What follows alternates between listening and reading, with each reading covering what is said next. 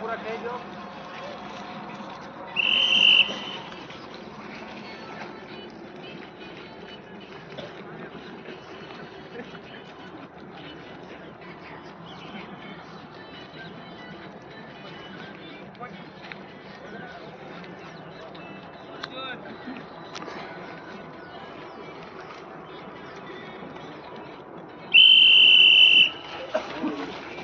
હવે પગને ગરમ રાખજો. બે પગમાંથી નીકળી લે.